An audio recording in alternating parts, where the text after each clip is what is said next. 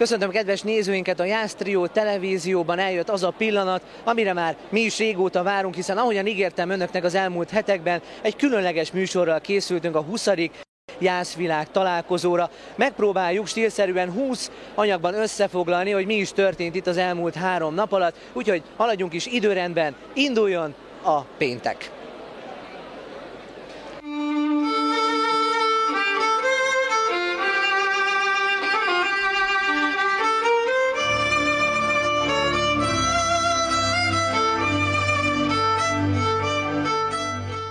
Az elmúlt évek alatt bebizonyosodott, hogy a Jászvilág találkozónak a hagyományok ápolása mellett a szokások és a kultúra megismertetését és a történelmi múlt bemutatását is szolgálnia kell. Ezt az elvet követve péntek délelőtt tudományos konferenciával kezdődött az idei 3 napos programsorozat. A Jászvilág találkozók történetében már hagyománnyá vált, hogy a rendezőtelepülés minden évben igyekszik valamit belecsempészni a program kínálatába, amivel azelőtt a találkozó rendszeres látogatói még nem találkozhattak. Idén a konferencia egyike volt a programoknak. A jászok beköltözése az olyan lehetett, mint a románok beköltözése Erdélybe, és tessék figyelni erre mondatra, hogy ez nem csapódott le az írásos forrásokban. Egy álláspont a jászok betelepedéséről. Dr. Selmeci László régész évtizedek óta kutatja a jászok történetét. Az ásatások alkalmával előkerült írásos és tárgyi leletekről foglalta össze az eddigi ismeretanyagot. Ezt követően dr. Újvári Zsuzsanna történész a török uralom idejébe röpítette a közönséget, a jászsági és köztük jászapáti vonatkozású történetekkel érkezett. Szintén a helyi kötődést erősítette Csorba Béla néprajzkutató előadása, aki Temerinből érkezett, és Kocka József jászapáti származású katona részletes naplójegyzetéből olvasott fel.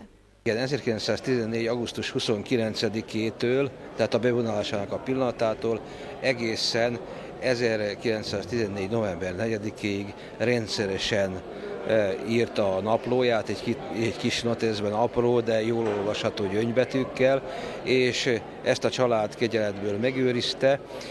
Molnárné Szikszai Klárának és Szikszai Máriának köszönhetően lett ebből a kis noteszből lényegében könyv. A konferencia a Jászok a magyar hazában címet viselte, nem véletlenül, hiszen ahogy el is hangzott, a meghívott előadók mind teljes képet igyekeztek adni a jászok honi történetéből, sorban az elmúlt 8 évszázad krónikájából.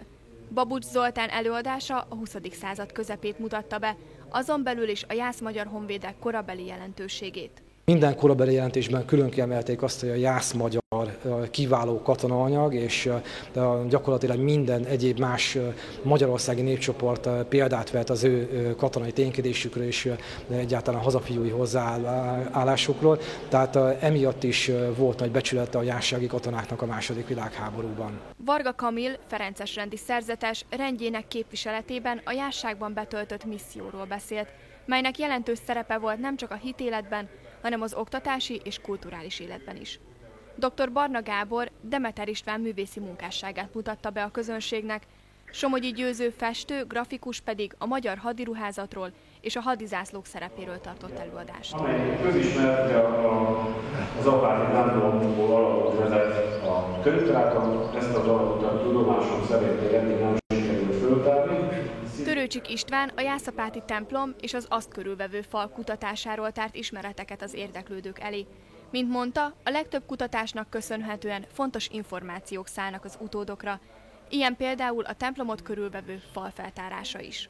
Ennek különböző gótikus, illetve román kori faragványai, kőfaragványai vannak középkori sírkövek, de vannak olyan barokk sírfeliratok, ami szintén egyedülálló, és csak itt Apátén van, hogy amikor megszüntetik a templom körüli temetőt, valamikor az 1770-es évek elején, akkor egyes családoknak a tagjai az ott eltemetetteket belevésik a kerítés nagyobb köveibe.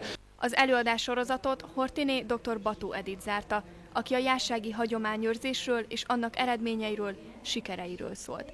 Mint mondta, a jász hagyományőrzés reneszánszát éli, ami a híres, mindenre kiterjedő jász öntudatnak köszönhető. Én azt gondolom, hogy a hagyományőrzés kibontakozásának és ilyen mérvű gazdagságának mindenképpen ez a mozgató rugója, és ez működik is, hiszen gondoljunk a hímzésre, a viseletre, a lovas hagyományokra, a tánc és a népdal hagyományokra, vagy akár a jászkürt szimbolikus kultuszára, tehát azt gondolom, hogy mind-mind ebből táplálkozik. A pénteki tanácskozás egyfajta felvezetése volt a jubileumi találkozó eseménysorának, emellett a programsorozat történetében eddig egyedülálló konferenciának köszönhetően a település méltán rányomta saját bélyegét a körútját járó világtalálkozóra.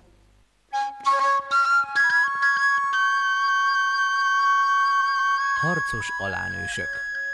A jászok őseit Róma is félte. Alán elődeinkhez méltóan harcoltunk a történelem forgatagában. Rettenthetetlen harcosaink járták be Európát.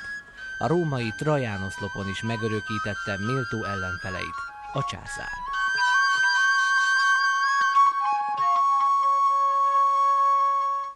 A Jászalkotók Köre és a Jászapáti Baráti Egyesület közös rendezésében idén június 30-án nyitotta meg kapuit a 18. művésztelep Jászapátin. A táborban készült alkotásokból kiállítást tekinthettek meg az érdeklődők a Vágó Pál Helytörténeti Múzeumban.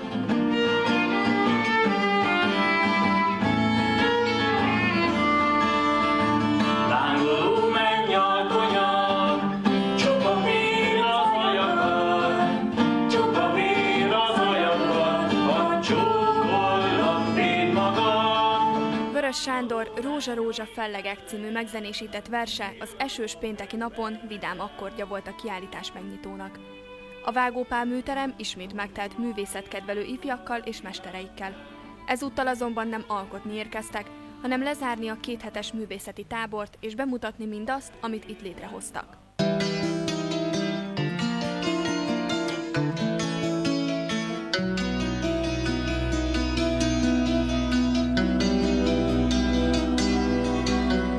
Festmények és fotók, csendélet, tájkép, portré, gyümölcsös tál, pipacsos kert és puszta kisházzal.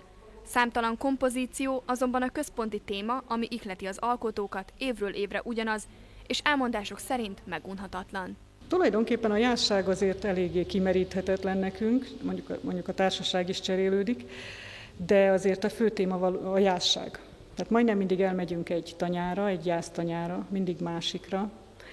Aztán próbálunk tanulni is, ha tudunk, elmegyünk egy-egy múzeumba. A jaktáborban jászsági és a jászságból elszármazott, a térséghez kötődő művészek vesznek részt. A szervezők a művészet iránt érdeklődő, tehetséges fiataloknak is lehetőséget biztosítanak szárnyaik bontogatására. Bója Gréta idén először vett részt a művésztelep alkotó munkájában, és leginkább a tábor szellemisége az, ami megfogta. Nagyon jól éreztem magamat, nagyon jó volt a hangulat is, ahogy alkottunk, az alkotás örömét is átélhettem. A tábor résztvevői szívesen jönnek Jászapátira, mert folyton a város és a jászság új arcát fedezhetik fel és vetik papírra. Szabari Zoltán például 10 éve visszajáró vendége a tábornak. Ami inspirál, az, mivel hogy én magam is jászapáti születésű vagyok, az a jó ismert környék, az a nyugodt jásztáj, jászemberek, a környezet végül is.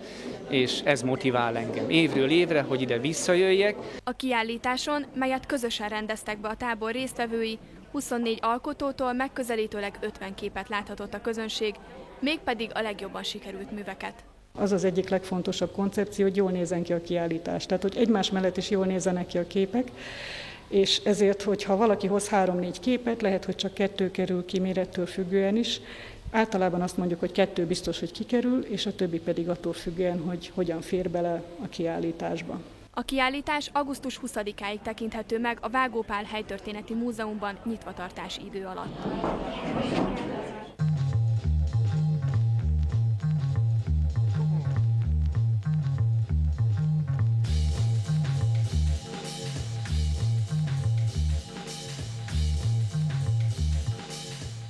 A 20. Jászvilágtalálkozó program kínálatában minden eddiginél gazdagabb volt a kiállítások és bemutatók palettája. Virt István péntek délután 23 kiállítást nyitott meg. Első összeállításunkban a 4 kiemelt kiállítást láthatják. Kopott katonadoboz, hátizsák, lőállás, első világháborús bicikli, egyenruhák, kések, fegyverek, és még sok más azon eszközökből és felszerelésekből, melyek egykor őseink mindennapját megpecsételték. A jászok a hazaszolgálatában kiállítás a jász katonai múltat és hagyományőrzést hivatott bemutatni. A történelem számunkra sokszor önsajnálatba torkollik, sokszor a múltunk szomorúságát ünnepeljük, de itt egy másfajta múlt fölfogást kapunk. Itt mi a saját sikereink okait keressük a múltba, a siker helytállás okait. Virt István a kiállítás megnyitón így méltatta a tárlatot, melynek egyik célja, hogy a jászkatonák tárgyi emlékeit és történelmi adatokat bemutatva a látogatókhoz közelebb hozza azt a világot, melyről nagyapáik, dédapáik meséltek. Az első világháború kezdetétől tehát a szarajevói merénylettől indul, és különböző fegyvereket, különböző felszerelésekre frekventálva a 68-as gyalogezredre, illetve a 29-es gyalogezredre, amely ezen a területen volt, tehát a sorozási területe volt. Valamint bemutatunk egy kis világháborús epizódot, egy szükség a géppuskaállást. A Hadtörténeti Múzeum és magángyűjtők támogatásával szerkesztett kiállítás anyagát megközelítőleg 30 év alatt gyűjtötték össze, szem előtt tartva a hitelességet. Nekünk a valóságos múlt a fontos. A valóságos múltnak azok a pontjai, azok az emlékei, melyek egykori életformákat örökítenek meg. Ilyen tárgyi leleteket sorakoztatott fel a szabadtéri jurta kiállítás is, ami a 13. századtól egészen napjainkig mutatta be a jászok legértékesebb régészeti leletanyagait.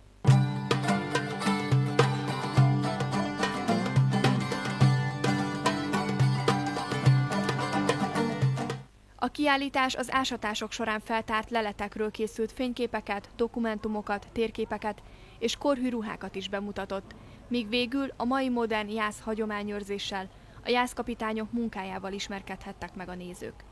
Ugyan helyi, de szintén tárgyi és főleg írott forrásokat mutatott be Jászapáti várostörténeti kiállítása a könyvtár szervezésében. Dobos László, a Jászok Egyesületének ügyvívője mondta, Jászapátén van az szinte a legjobb helytörténeti anyag a mi könyvtárunkban. Ebben a könyvtárban nagyon sok érdekes írásbeli dolgot őriznek. Itt legelsőként azt jegyezném meg, hogy az 1745-ös eredeti Liber Fundi, vagyis földkönyv, amelyben az összes jászapáti redemptusnak a neve föl van sorolva. Ugyan a könyvet állapota miatt ezen a kiállításon nem lehetett a közönség elé tárni, azonban nagyon sok, az utókor számára szintén fontos emléket igen. Az üveglappal fedett tárolók mind megteltek besárgult személyes és hivatalos dokumentumokkal, kiváltságlevelekkel, bélyegzőkkel, a város életét bemutató 50-100 éves és még annál is régebbi fotókkal. A kifejezetten erre az alkalomra készült molinókat végigkövetve akárcsak a jászapátiak történelemkönyvét lapozná a szemlélő. Amiről már említettem, nagyon kedves emlékünk, ez a bizonyos vásártartó pátens, Mária Terézia vásártartó pátense, amely a jászapáti Vágópán helytörténeti gyűjteményben tekinthető meg. Az érdekessége az, ez egy latin nyelvű szöveg, a szövegnek az egyharmada csak arról szól, hogy Mária Terézia milyen területeken uralkodott, tehát felsorolja az ő rangjait, címeit, viszont ott van az aláírása az oklevél alján, illetve a pecsétje is. Az emlékezés írásos tárházát, ahogy a könyvtár elnevezte a Molinók alkotta sorozatot, a jövőben számos előadáson, kiállításokon is megtekinthetik az érdeklődők. A negyedik kiemelt tárlat témájában más ugyan az előző háromhoz képest, hiszen a képzőművészet felé orientálódik, mégis, mivel Demeter István a Próféta festő néven is ismert alkotó egész munkásságát vázolja fel, így ez is hiteles tárgyi emléke az elmúlt századnak.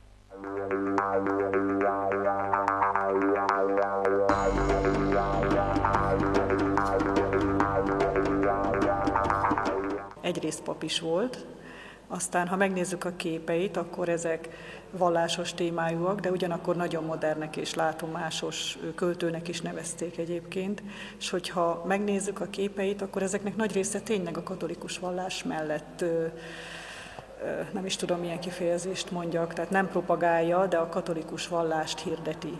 A jászapáti kötődésű alkotó 46 éves korában kezdte el a festést autodidakta módon, és mi sem tanúsítja jobban lángoló elhivatottságát, mint hogy nem válogatott a festőalapok között, minden tiszta felületet használt, amire alkotni lehetett, képeinek egy részét egyszerű csomagoló papírra készítette. majdnem olyan volt tényleg, mint egy proféta, akit követnek a tanítványait. Mondjuk ez nem jó kifejezés erre, mert inkább képzett festők voltak olyanok, akik mellé szegődtek, mert annyira megfogta őket ez a lobogás, az, hogy ennyire festeni akar.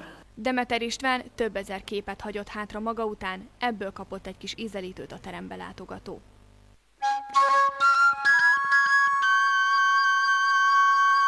XIII. Század, betelepülő jászok. A jászok birtokba veszik a mai földjüket. Károly Róbert megerősíti kiváltságainkat, az egy helyre költözött jásznép ma is birtokolja a három folyó földjét, az ősi területet.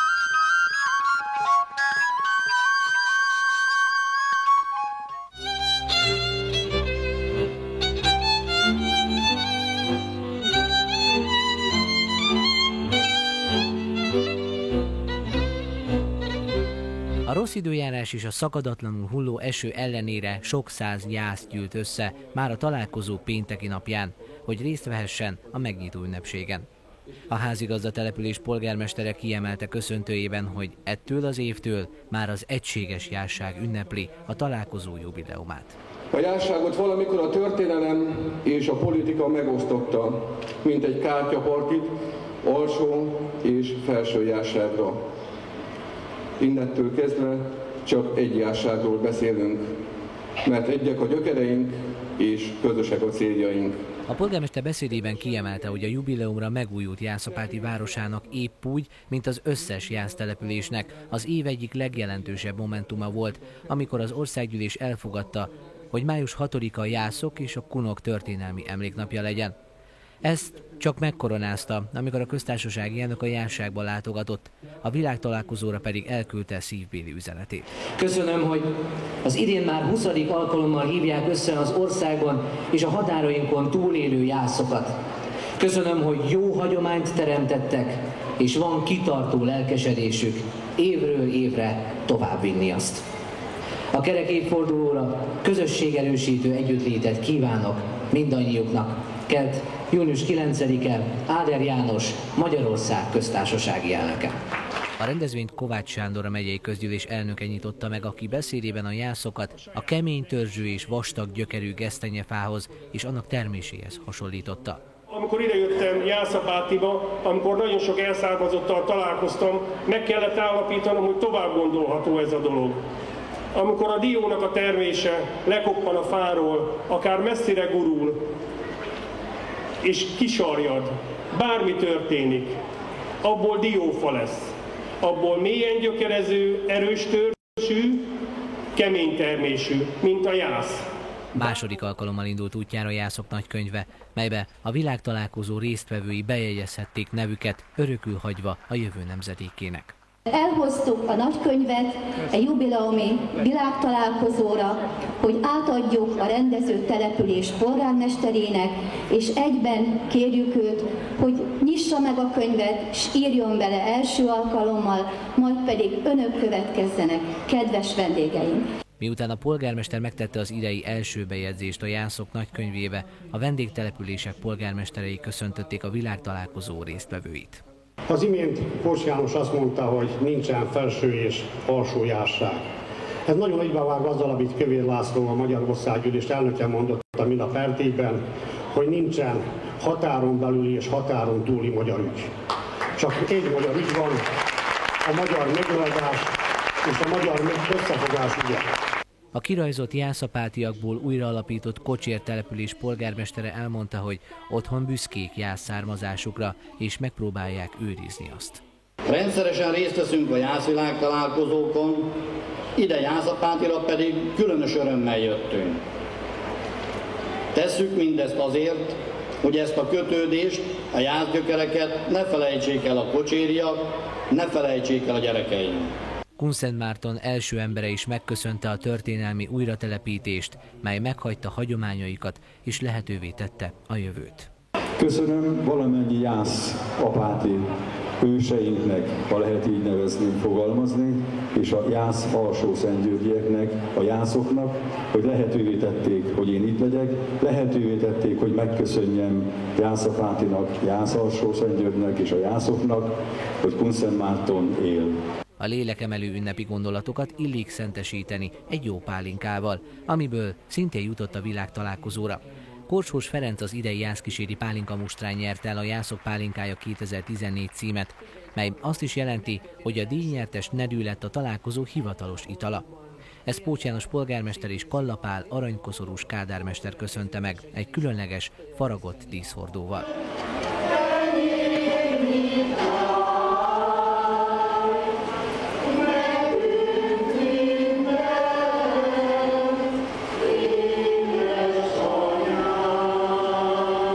A megnyitót zenei produkciók zárták, a Jászapáti Vegyeskar előadásában hallhattuk a találkozó hivatalos dalát, majd a Rácz-Aladár Zeneiskola mutatott ízelítőt repertoárjából.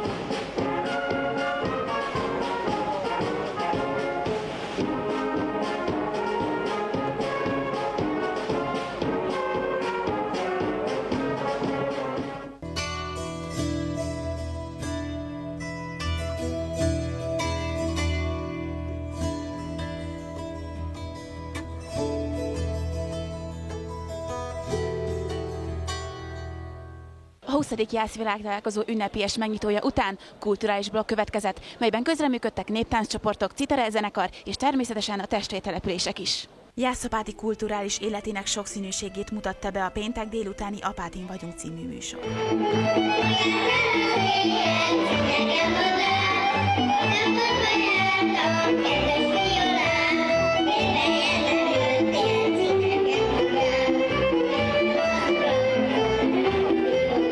A pici obisok kétféle produkciót is hoztak nekünk ide a színpadra. Egyszer egy hagyományőrző népi játékokat, kis egyszerű néptáncokat adtak nekünk elő. Nagyon élveztem, és ahogy a közönséget néztem, szintén a közönség is nagyon élvezte ezt a produkciót. Illetve utána egy kicsit modernabb hangvételű, ejtőernyős, kis modernabb zenére történt mozgást próbáltak összehozni.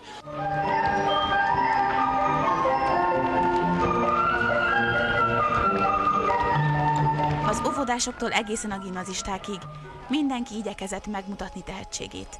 A gimnázium citera zenekara is bemutatkozott a mindenki által ismert résztanár úr vezetésével.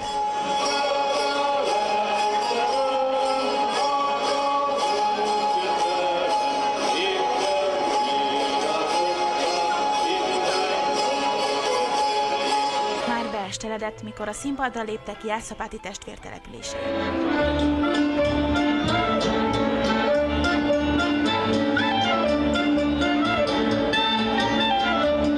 Jászapát és Landshut járás között évtizedes barátság alakult ki a testvérvárosi kapcsolat megerősítéseként. A péntek délután fellépő Márki Viánja néptánccsoport először járt Jászapátin, mégis remek hangulatot teremtettek. Nagyon jó volt a fogadtatás, nagyon jól fogadott itt mindenki. Az itteni emberek élete nagyon megtetszett nekünk, igazi életerővel rendelkezik mindenki. A csoport Márková környékéről hozott táncokat nekünk. A lengyel és a magyar kultúrában, főleg a néptáncban számos közös vonás fellelhető. Ami bennünket megfogott a magyar kultúrában, az az odaadás a tánc iránt. Úgy gondolom, egész embert igényelnek ezek a táncok. Ez a közös vonás a lengyel-magyar néptánc kultúrában. A Maros-Sárpataki hagyományőrző néptánc csoport is színpadra lépett péntek este. A településen kiemelkedő a magyar közösség összefogása mellett a néphagyomány őrzése és ápolása.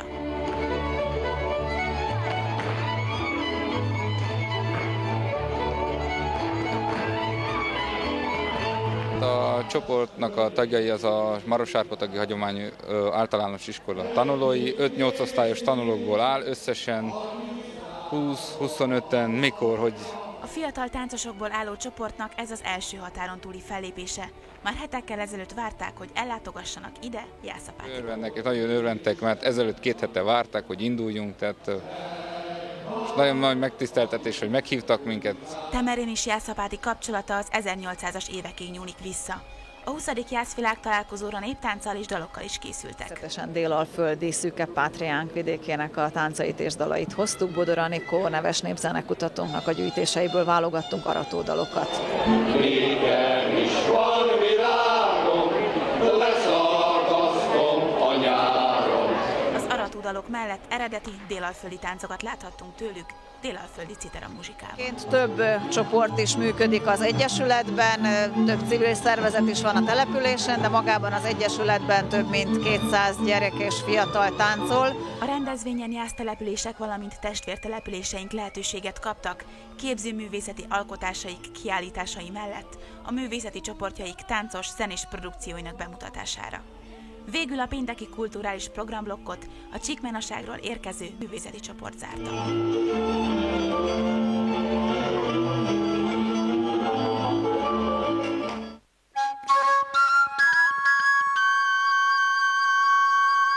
Jászok a török félhold árnyékában.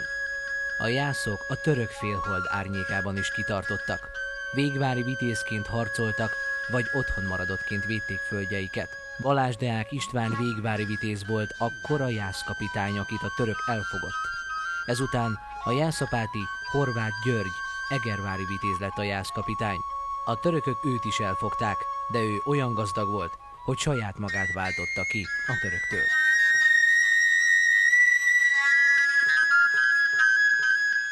Izgatottan várjuk a péntek este szuper produkcióját, hiszen most még a technikai beállás folyik ugyan, de hamarosan kezdődik a Magyar Állami Népi Együttes Naplegenda című szuper produkciója, mely gyakorlatilag 2000 óta 14 éve folyamatosan meghódítja a hazai, illetve a világ színpadokat, tehát következik a Naplegenda.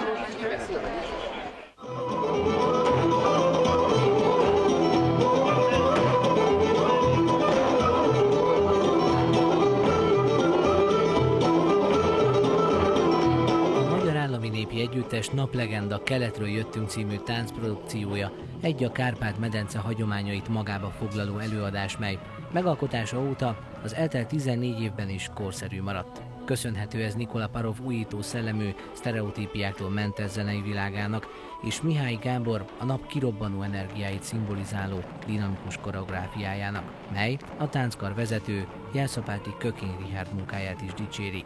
15 évvel ezelőtt jól sikerült megtalálni azt a, mai divatos szóval azt a feelinget, azt a formát, azt az üzenetet, amely képes volt, miközben nagyon korszerűen fogalmaz, mégis tradicionális maradni, és ránk magyarokra, Kárpát-medencéiekre jellemző módon egy olyan korszerű néptánc színházat csinál, ami lám 15 év után még most itt Jászapátin a szakadó esőben is megérintette a nézőket.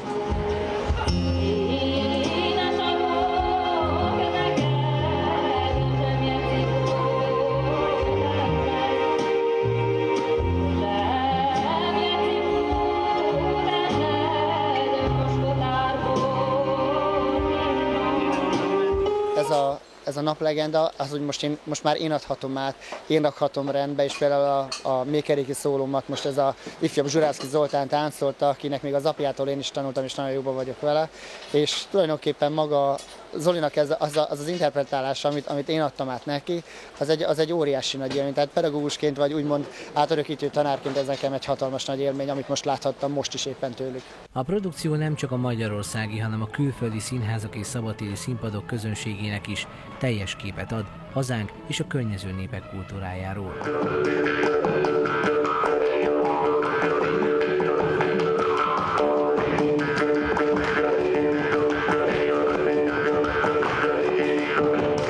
A darab miért nem veszti el soha aktualitását? Arra a Naplegenda egyik alkotója, a Jászberényi Mihály Gábor, az együttes művészeti vezetője adja meg a választ.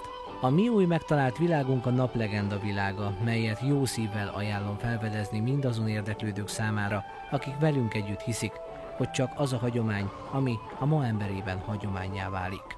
Hát egy művészember számára az a fontos, hogy hasson a művészete, hiszen az a művészet, amelyik nem hat, az nem létezik. A Naplegenda, én azt gondolom, hogy hat, egy mai korszerű, de a hagyományt, a tradíciót tisztelő, a magyarságunkról szóló előadás.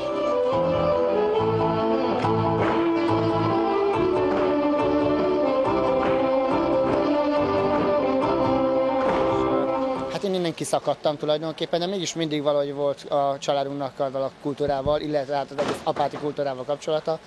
és valahogy vissza-vissza tekintgettünk, de tulajdonképpen most a 35 éves Jászapáti együttesnek az évfordulóján volt egy komolyabb visszatérésem, illetve most ez egy óriási dolog.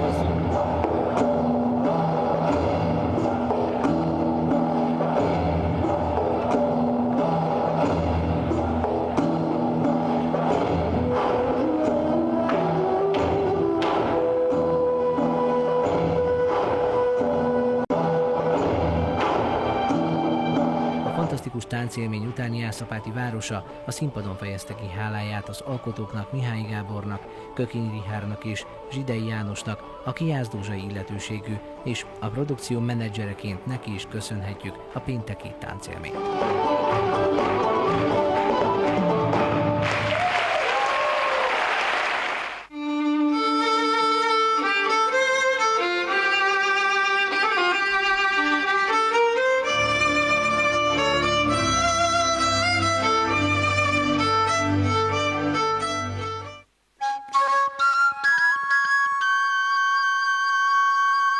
Ferencesek a jászok között Mátyás segedelmével. A jászok felvették a katolikus hitet. 4. Piusz pápa és Mátyás királyunk áldásával Igali Fábián ferences rendfőnök felépítette a jászberényi Ferences kolostort, rendházat.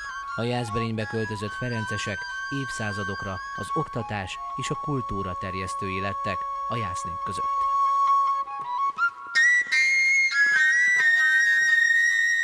Szombat reggel élőképeket láthattunk a templomkert és a templom előtti téren, melyek a jászok történetét mutatták be. Ezt követően dr. Ternyák Csaba, egri érsek celebrálta a szentmisét. A világtalálkozó második napján reggel a templom körül gyülekeztek az emberek, élőképek mutatták be a harcos alánősök egykori viseletét, a jászokat a 48-as szabadságharc idején, továbbá újkori történelmünk szakaszait. A nemrég felújított Jászapáti Kisboldogasszony római katolikus templomban ez idő alatt előimádkozást tartottak az egyházi szervezetek, majd 9 órától elkezdődött az ünnepi szentmise. Mindig nagy örömmel jövök a jászságba, és örömmel tapasztalom azt, hogy sorra megújulnak templomaink, és azt is tapasztalhatjuk, hogy nem csak a kőből épült templomok, hanem lassan-lassan az élő kövekből épült templomok, közösségeink is megújulnak. A katolikus egyház a Jászvilág találkozó első napján ünnepelte Szent Benedektnek, Európa társvédőszentjének az ünnepét. Az ő jelszava imádkozzál és dolgozzál. Az egri érsek prédikációjában elmondta, hogy ez a két szó a jászokra alapvetően jellemző.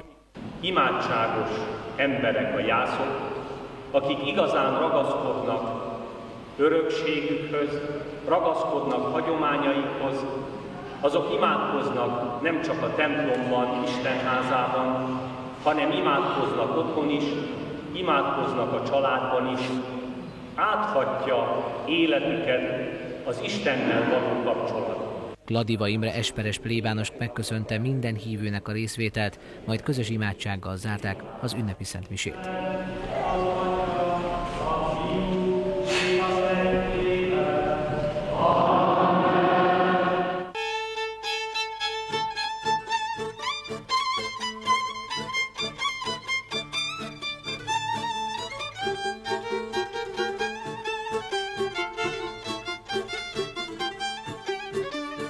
A szentmise után a települések polgármesterei és képviselői közösen vonultak át a 20. Jászvilág találkozó főhelyszínére, a gimnáziumba. A szokásos jászsági előjárók, hintós és a 18 jásztelepülés gyalogos felvonulása az idén kiegészült Vágó Pál milleniumi díszmenetének gondolatával, melyben az egyes történelmi korok jeles emberei jelennek meg.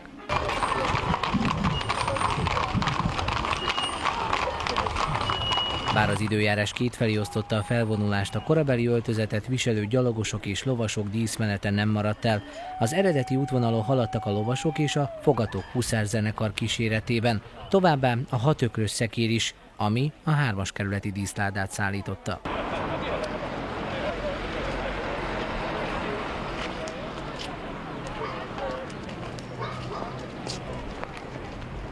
A gyalogos felvonulásban haladtak a települések képviselői és polgármesterei, valamint a Szent Korona és kísérői. Természetesen készültünk a felvonulásra is, nagyon sokan vagyunk, legalább olyan 60-70 ember van jászkísérről, tehát ez a minimális létszám, és föllép a Búzavirág Népdalkör, föllép a Pendzsom Néptánc Egyesület. Szerintem fél pénzszarújton, ha mégse, akkor estére a csíkzenekarra majd megérkeznek, úgyhogy egész pénzszarú képviselteti magát itt a gyönyörű jászapáti rendezvényen, és hál' Istennek a gyönyörű előkészületeket most már a napsüté. A gyalogos menet beért a gimnázium udvarába, majd a településeket képviselők elfoglalták helyüket a nézőtéren. Az eddigi hagyományokhoz hűen lovas fogatokon érkeztek a díszvendégek, akiket Molnár László színművész mutatott be a közönség soraiban ülőknek.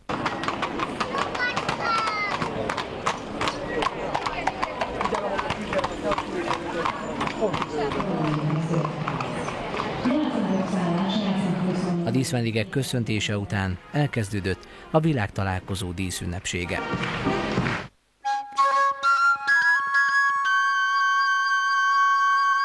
A jászok Rákóczihoz álltak. A jászok Rákóczihoz álltak a Jász Ezer Szent Miklósi Nagy János vezérlőkapitányukkal és Vaj Ádám jászkun főkapitánnyal leckésztette a labancokat. Az egész jászság fontos szerepet játszott a hadmozdulatokban és a hadtáp ellátásában. Ebben az időben századokon át éléskamrája voltunk az országnak. A Lipót császári eladatás felbőszítette a jászokat, így egységesen Rákóczihoz álltak.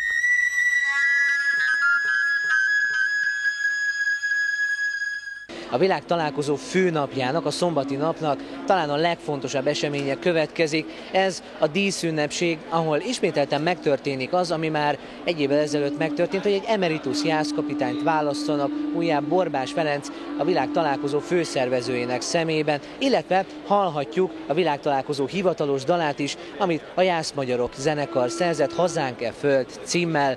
Emellett természetesen a protokollbeszédek következnek, és az összes olyan ceremónia, ami hozzátartozik ehhez a fontos programhoz. A történelmi zászlók, a Szent Korona, a 3-as kerületi nagyláda, mint legfontosabb ereklyéink bevonulásával kezdődött a díszünnepség, melynek első momentuma volt, hogy a díszládába elhelyezték a Jászkun emléknapról szóló országgyűlési határozatot.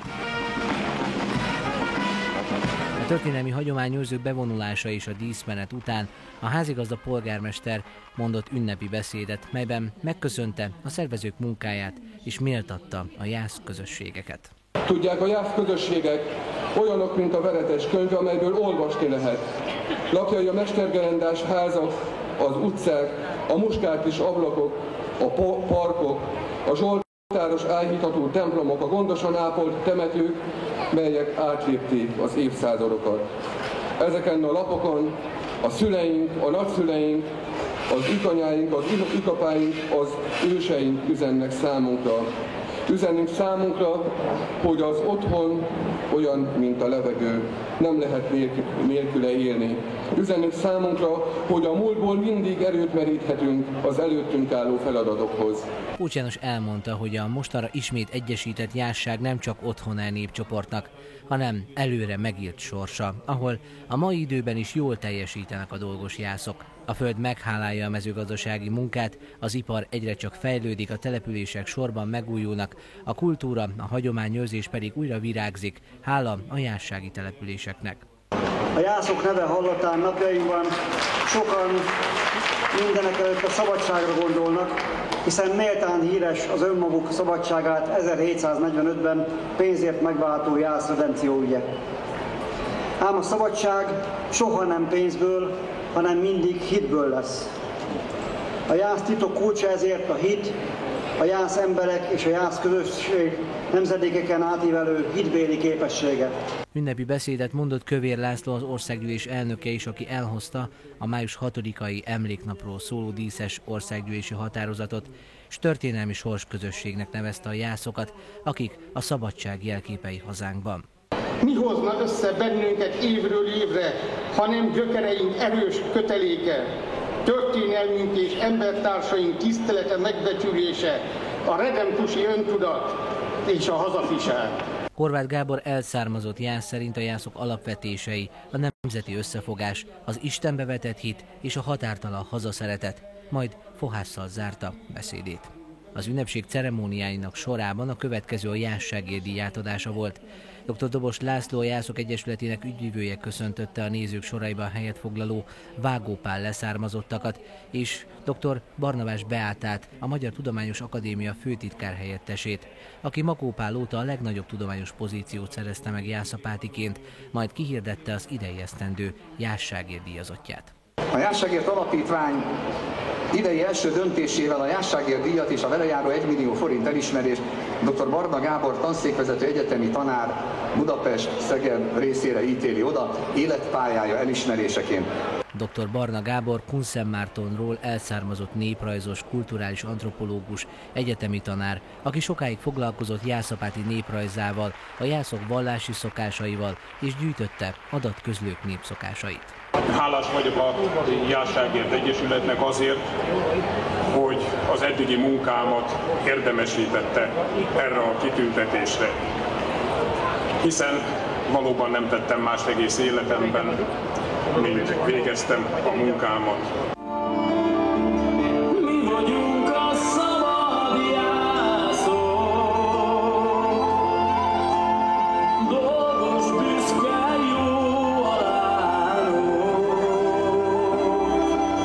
Ünnepség emelkedett pillanata volt, amikor a Hétszínvirág táncegyüttes bemutatta Szűcs Gábor koreográfiáját a világtalálkozó dalára. Egyszerre találhattuk meg a produkcióban a népzenei és modern zenei elemeket, majd a jelenlévők a produkció végén a magasba emelték a Szűcs mintás sálakat az együvé tartozás jelképeként. Isten éltesse valamennyiüket, éljen a jász, éljen a kun, éljen a magyar. Az ünnepségen felszólalt Fábián József jászkun főkapitány, aki a kapitányok tanácsának céljait sorolta, majd az építő szándékú képviselők támogatására hívta fel a közönség figyelmét. Köszönöm, hogy erre a megtisztelő, számomra sokat jelentő tisztségre, feladatra méltónak, alkalmasnak találtak, elfogadtak és megerősítettek. Az új jászkapitány beiktatása előtt Bolla János leköszönő kapitány beszámolóját hallhattuk, aki elmondta, számára igazi megtiszteltetés volt, hogy ő zárhatta az első és kezdhette a második ciklust a világtalálkozók sorában. A leköszönő jászkapitányt Bene Sándor nagykun kapitány ajándékozta meg. Régi magyar szokás szerint egy szeredást, egy tarisznyát adott át Bolla Jánosnak, megköszönve 2 éves hagyományörökítő munkáját. Ezután Pócs János polgármester kihirdette a kapitányok tanácsa előtt, hogy az önkormányzat döntése alapján az 1 évig tartó hagyományőrző tisztségre ismét Borbás Ferenc emeritus kapitányt választotta jászapáti képviselőtestülete. A méltatás és a választás indoklását követően Eszes Béla, a Jász önkormányzatok vezetője eskedte fel az új kapitányt. A jászok becsületén szégyenfoltot nem ejtek, és minden cselekedetemmel méltó leszek Jász őseim emlékéhez. Méltó leszek Jász őseim emlékéhez. Isten engem úgy segéljen. Isten engem úgy segéljen. Ezután előkerültek a kapitányi ruhadarabok, a nyakravaló, a zsinóros mente, a panyókára, félvára vetett ruha, a süveg, a kapitányi medál, a kard, majd a kinevezésről szóló díszoklevél, amit Horthyné dr. Bató Edita Jász Múzeum igazgatója olvasott fel. Tanúsítvány nagyságos Borbás Ferenc úr részére, az ki az 20. Jász világtalálkozó jeles ünnepén közös akarattal az jászok kapitányának választatott. Ezután az újdonsült kapitány bort ürített a jászok és a vendégek egészségére. Emelem ezt a kürtöt minden jászokra, testvéreinkre, kunokra, s minden magyarukra, egészségünkre. 3 ágyúlövés tisztelgett az új kapitány előtt, mielőtt a jelenlévő bandériumok tagjainak élén tiszteletkört tett a településen. A díszünnepség záró momentuma a szervezés jogát biztosító vándorbot átadása volt. A következő találkozót sorban a 21-et Jász-Alsó-Szentgyörgy rendezi 2015 nyarán. Szarvák Imre polgármester vett át a vándorbotot és tette meg az első meghívást. Szeretettel invitálok mindenkit Alsó-Szentgyörgyre, legyünk minél többen, hiszen önök nélkül az előttünk álló elvégzendő munka vajmi keveset ér majd. Utolsó momentumként a résztvevő települések vezetői együtt engedték útjukra a szabad jászok szabad galambjait. Az utolsó szójogán pedig Borbás Ferenc megidézte Vágó Pál szavait. Teleírhatjuk történelmi könyveinket, akkor sem tudjuk megmutatni azt, amit felvonulásokkal, és én teszem hozzá, ilyen rendezvényekkel tudunk. Jó szórakozást kívánok mindenkinek!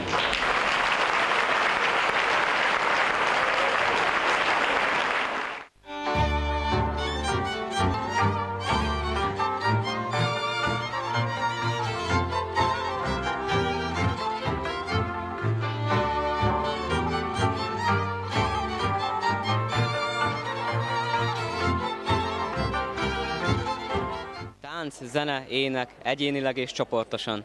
Ebéd után a jászsági és kirajzolt települések mutattak be művészeti és hagyományőrző előadásokat a színpadon.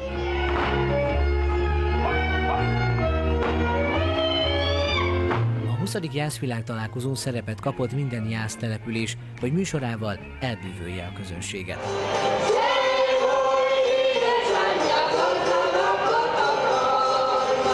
A Rozmarin Pálmakör Jászfelső Szentgyörgyön működik, a művelődési házban, ahol heti egy alkalommal próbálnak. 1981-ben alakult a pávakörünk, Csontos Istvánné alapította, majd szakmai vezetőnk Tóth Béláné jászberényi tanárnő volt, 10 évig vezette a csoportot, majd utána Cserta Istvánné megint csak 10 évig, és most Keresztesi József tanár úr vezeti jelenleg a csoportot. Sok értékes díj, arany-ezüst minősítés bizonyítja sikereiket. Főként a megyén belül lépnek fel, de a Kossuth Rádióban is szerepeltek már.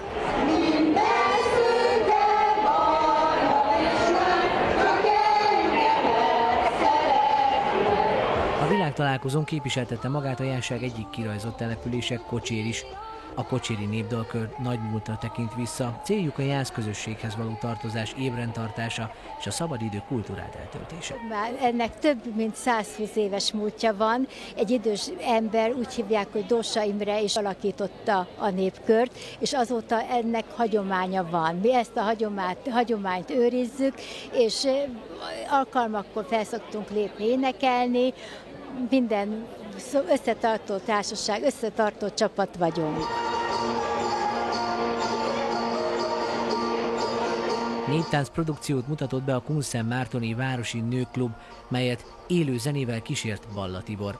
A klub kiváló minősítést ért el a nemzetiségi kórus találkozón Hódmezővásárhelyen, továbbá rendszeresen fellép Kimit-tudokon és ünnepségeken. Hát a kórusunk 41 éve alakult, a vezetője Onodi Klára, ének és tánccsoportja pedig 21 éve alakult, a vezetője jó magam Árvai Mártonné vagyok.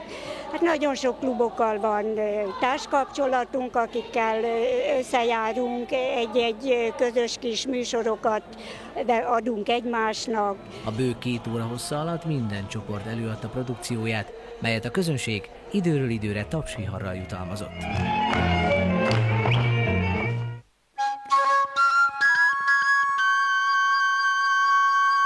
A Redempcióban visszavettük szabadságunkat. 1745. július 12-én a jászberényi nagy templomban hirdettük ki a visszavásárolt kiváltságainkat, ahol a jászapáti származású Rusvai Lőrinc ferences szerzetes, korabeli nagyszónok prédikált. Vérrel is kellett fizetnünk szabadságunkért, 1000 felfegyverzett hadtápolt huszárt küldtünk Európa hadszíntereire a megállapodás részeként.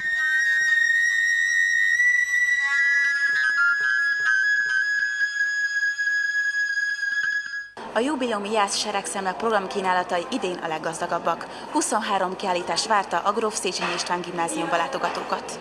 A Jász világtalálkozó a jász szokások és kultúra megismertetését, a jász öntudat megerősítését, a történelmi hagyományok ápolását szolgálja. A rendezvényen a Jász, valamint testvértelepüléseink is lehetőséget kaptak képzőművészeti alkotásaik kiállítására. A 20. Jász világtalálkozón 23 kiállítás készült, talán még ilyen nem is volt a Jász világtalálkozók életében. Adott volt ez a gyönyörű gimnázium épülete, amit mi iskolapalotának szoktunk nevezni, adta a lehetőséget, hogy minél több kiállító civil szervezet, magánszemély, népművész, iparművész és művész elhozhassa a munkáját és kiállíthassa.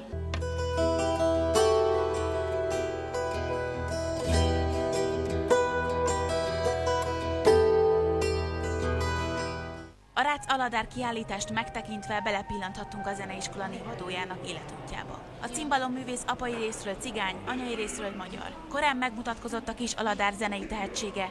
Apja zenekarától a nóták és cigánydalok világától jutott el a hangversenytermekig, szorgalmas, állandó tanulni vágyással és önfejlesztéssel. Tiszteletére Jászapátin 1997-ben létrejött a Rácz Aladár zeneiskola, melynek zenekara tavaly vezetőváltáson esett át. 2013. szeptember óta vagyok az iskolának a megbízott igazgatója, és ezúttal a zenekarnak a vezetője is. A zenekarunk 20 fős létszámmal működik, és az iskolánk volt és jelenlegi tanulóiból áll össze. Jászapáti kulturális életének egyik gyöngyszeme a hímzés.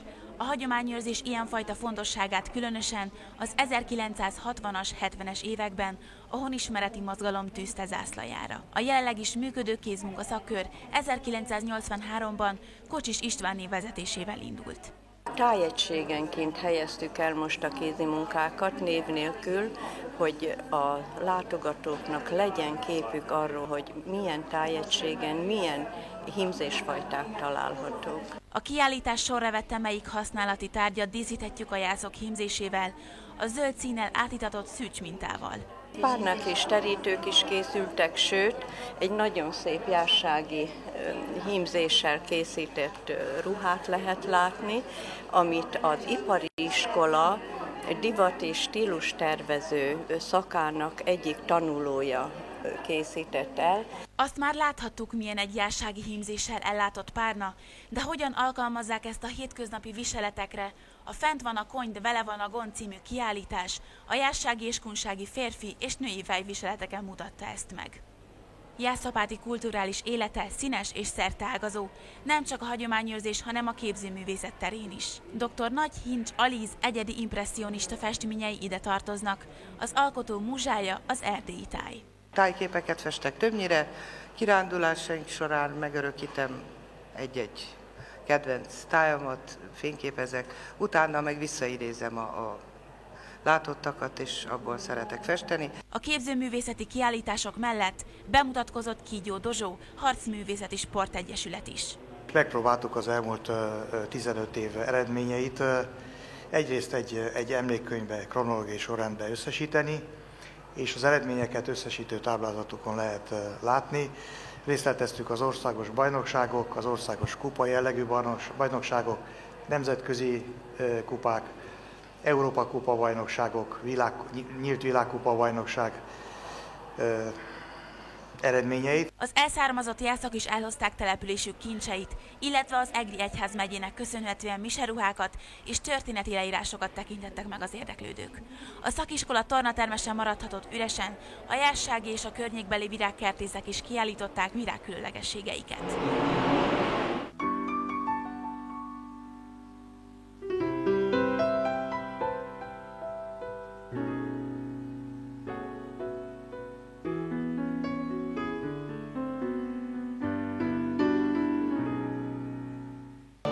Jászkun táncgála. Ezt a nevet kapta a szombati kulturális program, melyben közreműködött többek között a Szolnoki és a Kunhegyesi Táncegyüttes.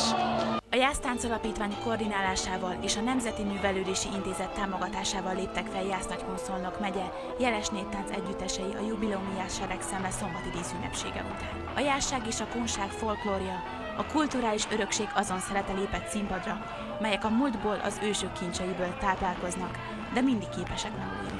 A Jászkun táncgála nevet viselő ünnepi gála műsorban a két népcsoport szellemi örökségét mutatták be.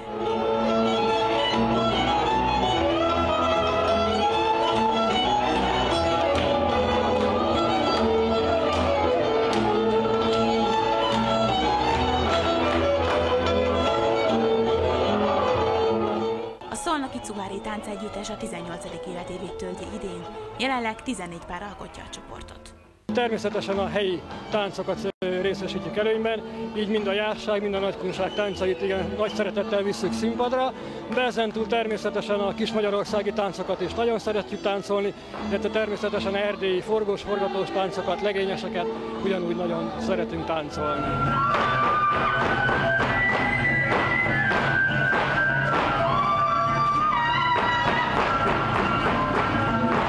A Fényszarúi Iglice Néptánc Együttes is képviseltette magát a műsorban. Az 1994-ben alakult együttes moldvai táncokat hozott el a 20. Jászvilágtalálkozóra.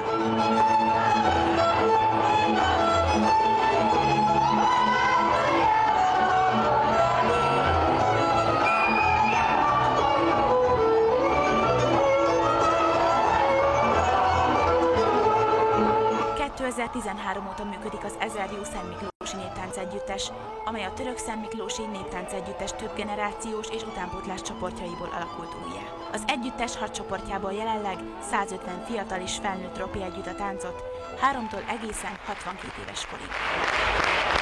Mi 2013. szeptember 1-én alakultunk meg, ugyanis mi a Miklós Néptánc Együttesből, ami a Török Szentmiklós Ipoly Arnold Könyvtár Múzeum és Kulturális Központ saját csoportjaként működött. Mi úgy döntöttünk, hogy kiválunk, és civil szervezet formájában működünk tovább.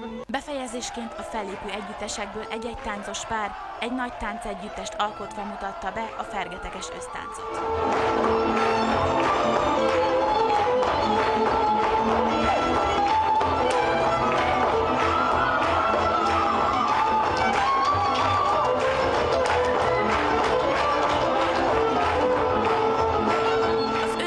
Sarkantyús táncos, harangozó Gyula díjas Kökény Richárd, a népművészet ifjú mestere, a Magyar Állam Népi Együttes tánckarának vezetője megköszönte a fellépők lelkesedését és közreműködését. A legnagyobb köszönet aztán azoké a most már hagyományőrző amatőr tánccsoportoké és táncosoké, akik itt a színpadon megmutatták az összes tehetségüket, és azt kívánom, hogy legyen lelkük és energiájuk, erejük ahhoz, hogy ezt folytassák és továbbadhassák. Az ünnepség végén a fellépők oklevelet és ajándéktárgyat kaptak, a Jásztánc Alapítvány és a Nemzeti Művelődési Intézet támogatásának köszönhetően.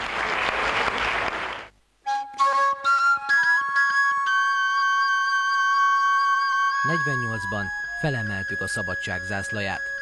A jászok 1848-ban felemelték a szabadság zászlaját.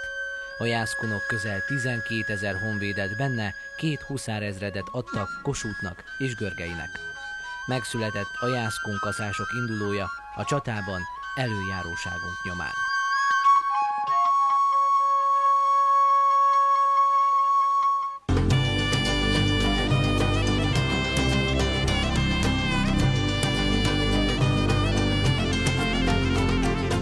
Több helyszínen zajlottak az idei jubileumi világtalálkozós programok. Szombat este a Vásártéren kezdődött, ahol a Fabula Ráza szórakoztatta a fűben ülő közönséget.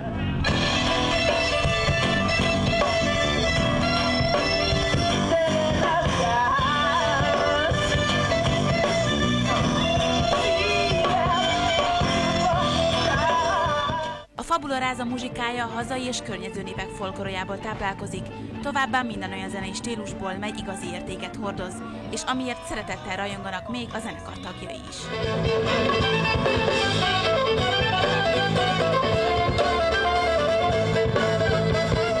A világtalálkozó szervezői olyan esti programokat hoztak a színpadokra, amelyek a világon bárhol megállják a helyüket, mindenhol megdobogtatják a magyar emberek szívét. Az esti produkciók különböző stílusúak voltak, mégis mind a magyar zenéséget képviselték. Beleestem, benne vagyok, a szerelem rabja vagyok. Beleestem, benne vagyok, nem látható, nem hallható. Már több mint negyedszázada a magyar zenei élet része az autentikus népzenétől induló, és világzenében is jártas Csík zenekar.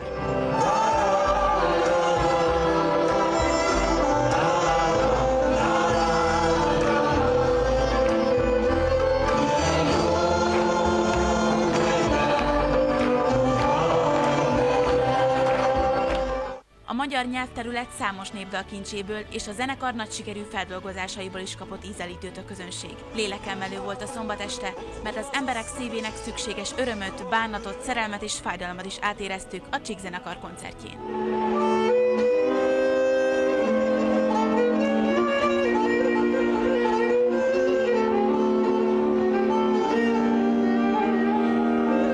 amit a szívedbe rejtesz. Ezt a címet kapta az új csíklemez, amelyen az autentikus hangvételű és autonóm feldolgozású népzenék, illetve újabb popzenei feldolgozások mellett elsőként saját szerzemények is helyet kaptak. Zsebében a munkabére, és az az úr, akinek van pénze, körbe rajongja az éjszaka lánya, s felszabadítja az ő tudatát.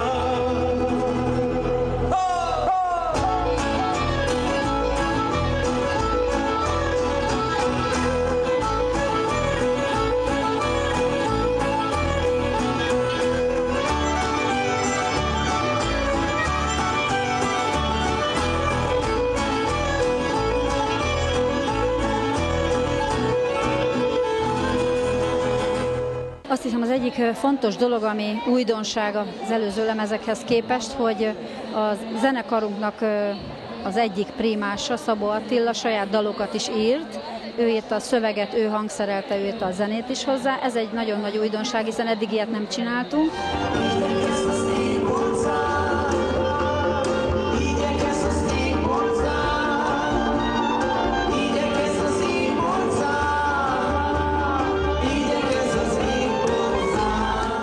Igyekeztünk ugyanazokat a feldolgozott, úgymond népzenei számokat, amikor egy népzenét dolgozunk fel, és ugyanaz alternatív rockot, illetve egyéb más, hiszen a Hobó is megszólalt megszólal lemezen, másfajta zenét is, amit összevegyítünk a népzenével.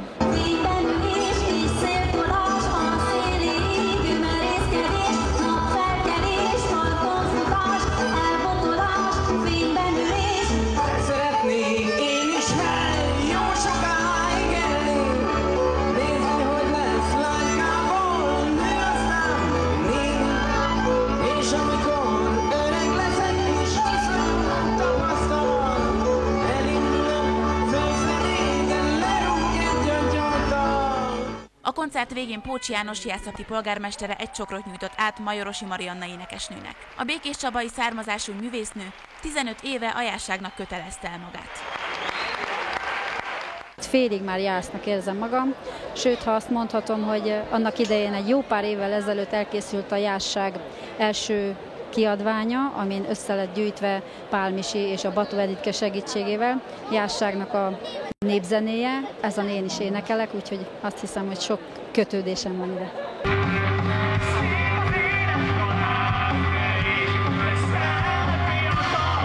Már este 10 óra lehetett, amikor más stílus, más műfaj vette át a stafétát. A Vadfruttik Magyarország egyik legsikeresebb és leghallgatottabb alternatív rock együttese.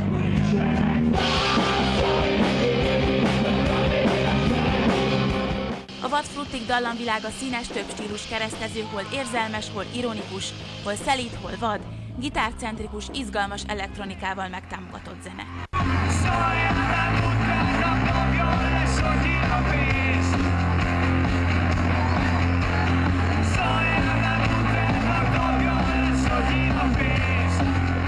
Az estét a Jász Magyarok Gyüttes koncertje zárta. A zenekar már megénekelte a jászok kevésbé ismert történelmét is. Muzsikájuk stílusbeli behatárolására a rock folk kifejezés a legmegfelelőbb, hiszen fontos szerepet kap a rock alaphangzása mellett az autentikus furuja és hegedű is.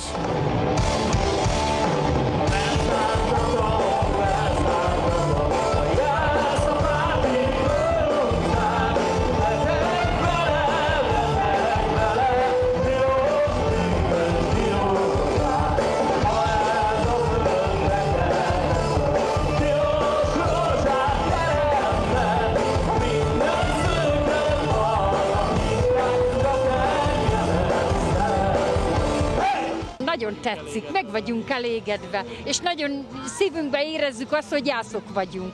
Nagyon színvonalas és nagyon érdekes műsorok vannak, úgyhogy nagyon örülünk, hogy itt lehetünk. Megmondom őszintén, hogy minden ilyen program úgy érzem, hogy erősíti bennem azt a hitet, hogy érdemes itt maradnunk. Ugye most ez nagyon nagy kérdés, hogy menjünk vagy maradjunk. És ilyenkor rettenetesen büszke vagyok arra, hogy magyar vagyok, és hogy Magyarországon élek.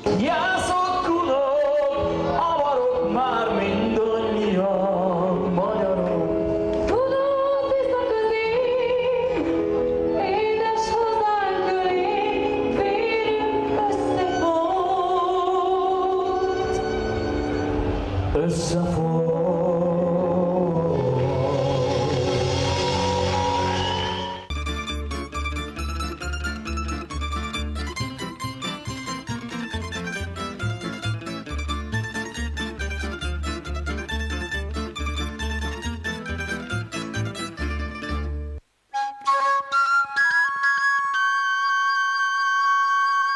Katonáink helyt álltak mindkét világháborúban. A jász katonák helyt álltak mindkét világháborúban. Hősök voltak mindannyian, emlékük örökre bennünk él. Az első világháborúban megállták a helyüket az olasz, orosz, román fronton is. Az ember-ember elleni harc utolsó háborújában a jász virtus megmutatkozott. Földieink közül a második világháború frontjain sokan elvesztek, számosan orosz földben nyugszanak. Hőseink megküzdöttek a kíméletlen orosz téllel, az éhezéssel és minden kínnal.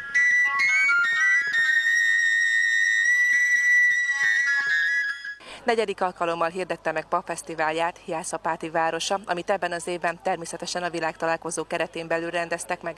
Vasárnap délelőtt 25 csapat adott számot főzőtudományáról, természetesen nagyrészt babgulyást készítettek.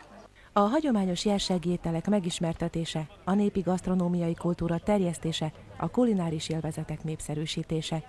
Ebben az évben is ezt a célt szolgálta a Babfesztivál, melyet a világtalálkozó tiszteletére idén kibővítettek a jászízek versenyével is. Vagyis a főzőverseny 2 kategóriában került megrendezésre.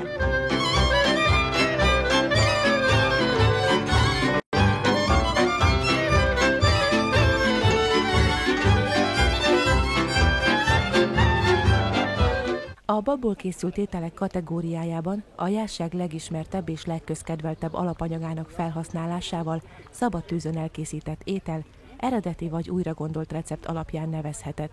Erre 14 csapat vállalkozott. A délelőtt folyamán készült például babgulyás jó barátmódra. Jó barátmódra ez azért jött, mert annak idején Jászberényben volt az a vendéglő, hogy jó barát vendéglő, és nekik ez volt a házi specialitásuk, hogy a tarjából készült babgulyás, és így ezt most mi is felevenítjük itt a Jászok világtalálkozóján. Aztán igen, füstölt tarjából készül. Volt hagyományos babgulyás is marhahúsból, melyet a Jászapáti polgármesteri hivatal csapata készített. Azt hiszem, hogy mindenkinek, minden főznek van egy olyan titka, amit nem szívesen árul el. Hát szétnéztem, kicsit mi másképp csináljuk, mint a többi, de ezt most nem akarom elmondani, majd a zsűri eldönti, hogy mennyivel érez más különleges ízt benne, mint a hagyományos babgulyás. A Jászapáti Önkéntes Tűzoltó Egyesület babgulyásának célja az volt, hogy a rendezvényen résztvevő valamennyi tűzoltót vendégül lássa, no meg persze, hogy a tavalyi címet megvédje. És hogyan készült ez a babgulyás? Ahhoz kétség nem fért. Tűzoltó módra megpróbáljuk a tavalyi címet megvédeni. Mert tavaly mi lettünk az elsők a babgulyás főzőversenyen, aztán ha meg tudjuk védeni, megvédjük, ha nem, akkor legyen az az első, aki a jobb lesz. Készült csülkös babgulyás árokszállási módra is. Az a lényeg, hogy megvannak az összetevők, plusz egy valami, azokat összetesszük, ehhez hozzáadunk egy kis levest és kész. A jászárokszállási család nem üres kézzel jött a versenyre, egy kis középkori hangulatú mulatságot is hoztak magukkal.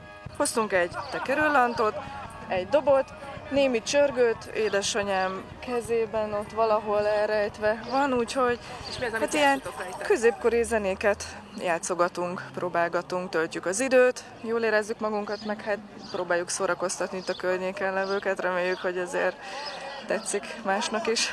A második kategóriában bográcsban vagy grillen készült népételek versenyeztek, vagyis hagyományos magyar jászsági ételek, mesterséges ételízesítő hozzáadása nélkül. 11 csapat készített ilyet. Jászfényszarú önkormányzatának gárdája a híres fényszarúi savanyú levessel nevezett. Rengeteg csirkeaprólék van benne, mindenfajta. Egy rántás van rajta zöldséggel, rántás van rajta tejföllel és ecettel van savanyítva. Emellett persze második fogásként egy kis csülökpörkölt tarhonyával is színesítette a menüsort. A jászkísérjek öreg lebbencset készítettek, igazi jászpásztorételt. Lényegében nagyon hasonlít a slambuszhoz, de mégsem az, mert ugye itt zöldséget rakunk az ételbe, amit a slambusznál abszolút nem használunk. Minden végül is ugyanaz, a szalonnát lepirítjuk, annak a zsírján pirítjuk meg a tésztát, utána bezöldségeljük, felengedjük vízzel, és innentől kezdve főzzük, majd hozzátesszük a füstölt kolbászt, és jó sűrűre befőzzük. Mielőtt azonban az éhes szájak neki láthattak volna a falatozásnak, a zsűri részére biztosítani kellett egy adagot az elkészített ételekből. Az ítészek az értékelésnél az ízillat harmóniát, a tálalást, a díszítést, a higiéniát, valamint a csapat megjelenését és ruházatát vették figyelembe. A zsűri elnöke Bobák József, a Jássági Vendéglátósok Egyesületének elnöke volt. Azt vettük észre, hogy két vonalon gondolkodtak a versenyzők, amikor összeállították a versenymunkájukat. Egy hagyományos ízesítésű, fűszerezésű, hagyományos alapanyagból készült ételek, és volt, aki ezeket újra gondolta. Volt, aki egy kicsit túlságosan újra gondolta, azt megjegyeztük, hogy azért ennyire nem szabad elmenni a hagyományoktól, de volt, aki nagyon kreatívan az eredeti alapanyagok felhasználását kicsit másképp tálalva, másképp felhasználva azért, de az eredeti ízek felismerését, eredeti ízeket felismertük, és eredeti ételeket felismertük a tányérokon. A babgulyások versenyét a T-babák csapata nyerte meg, a T-ba tüzép képviselői. A jászízek főzőversenyét pedig a puszta monostoriak újra gondolt káposztás passzúja nyerte. A zsűri külön díjat is adott, amit a lengyel delegáció nemzeti étele, a bigosz érdemelt ki.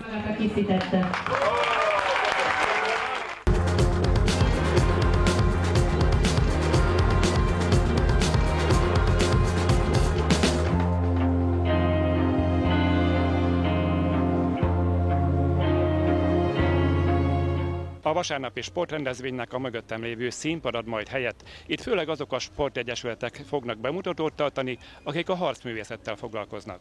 A sport délelőtt harcművészeinek műsorát a helyi Kígyó Dozsó karatékái nyitották meg, akik olyan koreográfiát találtak ki, hogy a színpad előtt adták elő produkciójukat.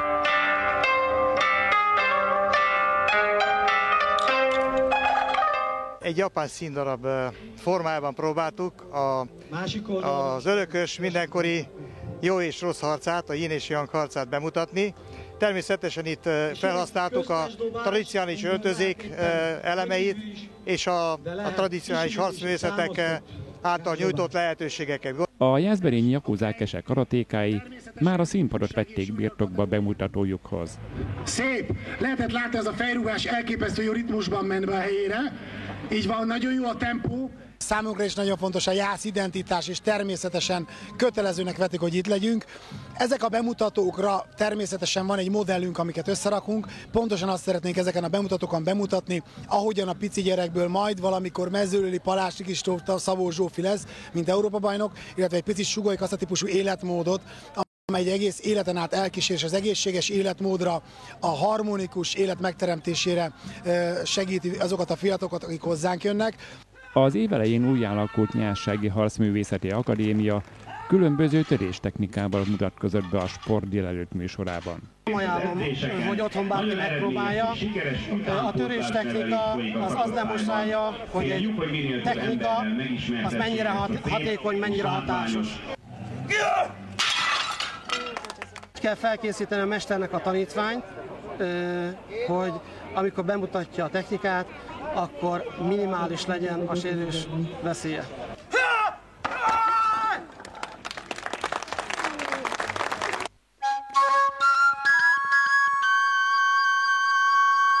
Rokonaink az oszétok.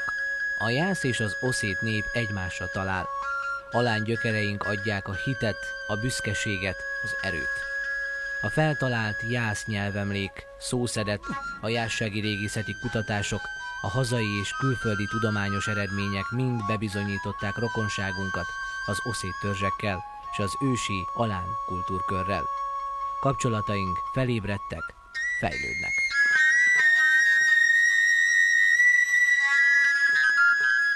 A 20. jászvilágtalálkozó műsorából ezúttal sem fog kimaradni a jászvirtus vetélkedő. A mögöttem látható téren 17 akadályt kell majd leküzdeni a jásztelepülések csapatainak.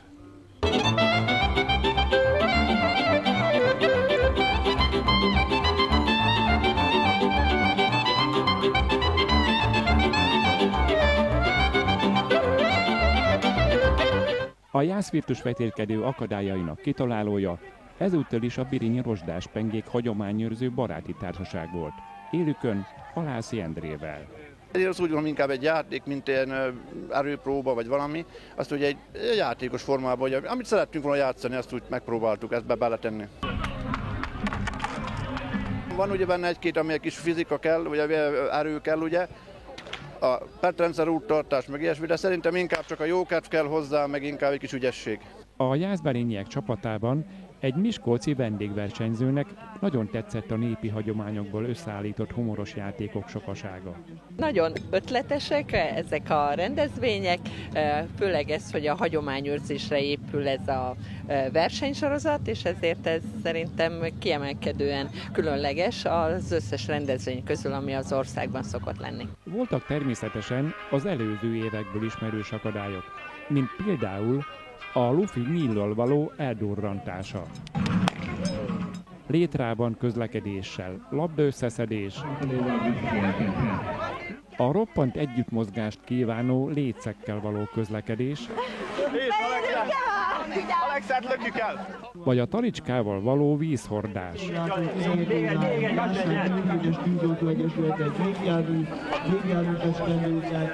Jászfényszagú csapatát elkísérte a város polgármesterasszonya is, aki a helyszínen szurkolt versenyzőinek. Nagyon meg vagyok elégedve a gyerekekkel. Maga a rendezvény is azért fontos, hogy a fiatalok meg tudják igazán érezni az ízét a csapatmunkának, a jársági csapatok együttműködésének. Nagyon szép, az Isten is lenézett az égből, most már nem csak mosolyog, nevet is itt a nappal. Alattyán polgármestere számára viszont nem szokatlan a versenyben való részvétel sem, hiszen már egy évtizede, hogy az e-fajta versengést gyakorolják. A Kárpát-medence magyar lakta településeinek virtusvetélkedőin 10 éve versenyzünk, és ebből 3-szor országos bajnokságot nyertünk, úgyhogy tavaly megnyertük a jászvirtus versenyt, most is ez a célunk. Természetesen Jászapáti is csatasorba állt a virtusvetélkedőn. Számokra sem volt könnyű az akadályok leküzdése. Nem olyan könnyű, mert most, akik vagyunk csapattársak, mindannyian most versenyzünk a legelőször, úgyhogy mindegyik feladat újdonság, de megpróbáljunk a legjobban teljesíteni. A rendezők új elemekkel is színesítették a vetélkedőt. Érdekesnek tűnt a bab és a kukorica szétválogatása, majd az utóbbi ledarálása. Jó fizikai erőt kívánt a szalmabálák közötti közlekedés, hiszen a hordón ülő csapattárs súlya igencsak nehezítette a pakkot. Melyik volt a legérdekesebb feladat? Hát a kis báránynak a súlyának a megsatszollása volt eddig a legérdekesebb, azért azt többször megfogni, megmérni, és utána lesúlyozni. Természetesen a csapatok főleg az első helyre pályáztak, bár volt, aki a sereghajtó szerepét is bevállalta. Mi belőttük az utolsót. Nos, Fáni eltalálta a helyezésüket, viszont a legvidámabb csapat címmel vigasztalodtak. Hányadikok lesztek? Elsők. Az a cél, az a cél. Az a cél, hogy elsők legyünk, aztán majd meglátjuk. Az alattyányak terve nem sikerült, azaz nem védték meg címüket. Ám egy izgalmas zsákbafutás után, amit megnyertek, másodikak lettek. A házigazda Jászapáti csapata időközben igencsak ráhajtott, és mint az eredményhirdetéskor kiderült, megnyerte a Jászvilág találkozó virtusversenyét. Az eredményhirdetésnek még egy fontos mozdulata volt. A vetélkedő lángjának átadása Jász-Alsó-Szentgyörgy képviselőjének. Így már biztosra vehető, hogy jövőre a 21. Jászvilág találkozón is lesz virtusvetélkedő.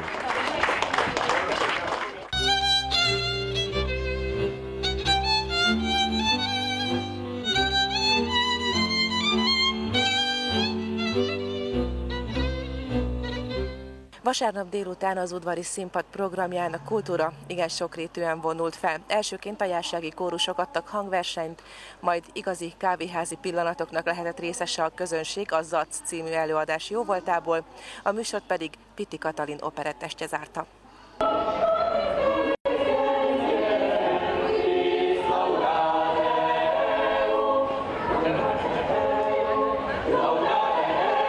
A Jászvilág találkozók egyik igen fontos momentuma minden alkalommal, hogy lehetőséget adjon a különböző jársági kulturális csoportok találkozójának és bemutatkozásának is.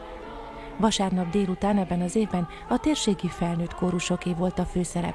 A házigazda Jászapáti Városi Vegyeskar szervezésében, akik természetesen aktív közreműködői is voltak az eseménynek. Tiszta magyar programmal jöttünk, a többi kórusban a műsorában különböző külföldi zeneszerzőknek a műveit is megtaláltuk, de mi egy kifejezetten magyar programmal készültünk, egy népdalcsokorral, ezután a tiszai dallamokat érdekeltünk Bárdos Lajostól, majd Hódolat Liszt Ferenchez következett, ezután egy hálahimnuszt, amiben az egész magyarságnak a története, a kultúrája, minden felsorakoztatott ebben a műben. Rezesi László szerezte a zenét, a szövegét pedig Csanád Béla írta, és ez egy olyan mű, aminek a vége a régi magyar himnusz, a Boldogasszony anyánk. Ez volt a csúcsa a programunknak, és kell még egy szót a honfoglalásból, a betétdalt énekeltük zárásképp. A helyi kórus mellett a Jászberényi Székely Mihály és a Palotási János vegyeskarok, a Lehel Vezér Gimnázium férfikara és a Cantate Nobis énekegyüttes lépett közönség elé a programban. A Jászapáti Városi Vegyeskar indította a hangversenyt, és ezt követően 4 jászberényi énekkar, akikkel aktív és szoros kapcsolatot ápolunk már évtizedek óta. Nagyon szépen sikerült a hangverseny, és zárásként az 5 kórus együtt adta elő Liszt Ferenc magyar ünnepi dalát Bedőné Barki Katalin vezetésével, aki a rangidős és a legnagyobb zenei szaktekintély a Jászságban.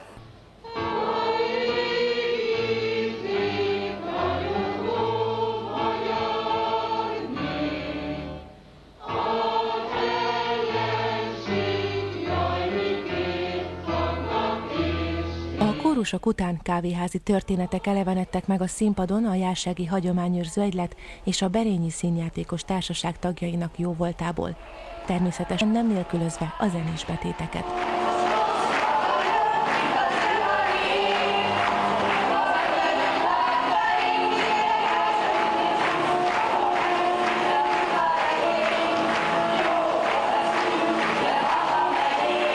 A ZAC címet viselő előadás az 1894-ben megépült jászberényi Lehel szálló és benne a híres kávéház emlékét idézte fel, mely a korabeli városi elit kedvelt szórakozóhelye volt. Az ő életükbe, hétköznapjaiba engedett bepillantást a vidám szórakoztató előadás.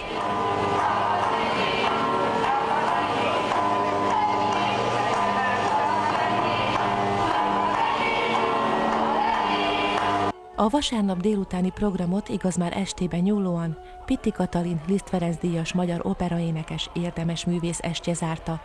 A közönség jól ismert dallamokat, áriákat hallhatott a művésznő előadásában, sokszor együtt dúdolva, énekelve a dívával.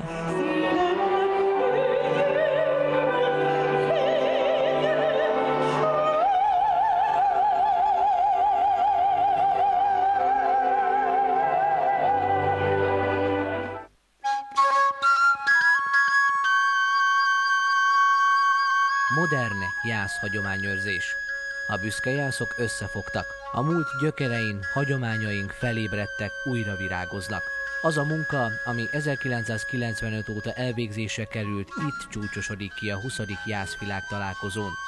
A tudományos kutatók, a helytörténeti szervezetek, a kulturális és művészeti csoportok és a rengeteg önkéntes munkája beérett.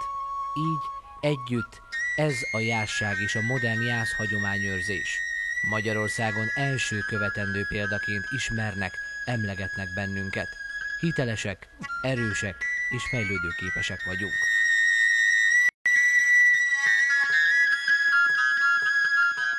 Hamarosan kezdődik a vasárnapi nap egyik utolsó momentuma, a 20. Jászvilág találkozó záró ünnepsége. Láthatjuk, hogy a jászok nagykönyvének egyik utolsó oldalát nyitottuk meg, ahol az utolsó bejegyzést eleddig Kocka Attiláné jászapáti lakos tette meg. Sok százan írták be a könyvbe a nevüket. Gyakorlatilag a záró ünnepségen Pócs János polgármester ezt a jászok nagykönyvét, az új erekét fogja stafétaként átadni Szarvák Imre polgármesternek, hiszen a legközelebbi 21. Jászvilág találkozót Jászalsó-Szentgyörgyön rendezik majd 2015 nyarán.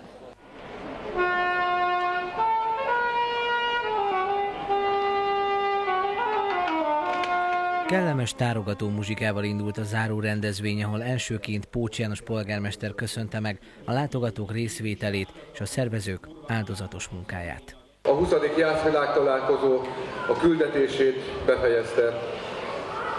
Ha csak az elmúlt évek néhány települését emelem ki, Alattyány, Jászágó, Pusztamonostor, Felső-Szentgyörgy, Jászberény, Jászapáti. Mindegyik valamiben más volt. Mindannyian hozzáadtunk valamit a sajátunkból. Egy valamiben biztos, hogy egyformák voltunk. Minden település a szívét, a lelkét adta a JASZ világtalálkozóhoz. Ettől volt olyan csodálatos. Ma már csak egy érzés kavarog bennem. Kár, hogy véget ért. Őszinte szívemből úgy érzem. Olyan fantasztikus volt ez a 3 nap, egyáltalán nem fáradtságot érzek és tapasztalok, hanem így az utolsó percek, az utolsó órákban azt, hogy olyan kár, hogy vége van. Kedves jelenlévők, mindenek előtt a közönségnek őszinte szívből köszönöm, hogy eljöttek hozzánk és együtt ünnepeltek. És azt kívánom, tegyék ezt a jövőben is, ugyanolyan szívvel, lélekkel, ahogy ez Jászapátyn történt. Minden segítőnek, minden szervezőnek, minden rendezőnek szeretném nagyon szépen megköszönni a munkájukat. Nélkülük ez ilyen fantasztikusan nem sikerült volna. Köszönöm szépen. Ugyan a hivatalos staféta átadás a díszünnepségen már megtörtént, de az új jászerekje, a nagykönyv átadása, a záró rendezvény sajátjává vált az új körben. A jászok nagykönyvét Jász-Alsó-Szentgyörgynek átadom.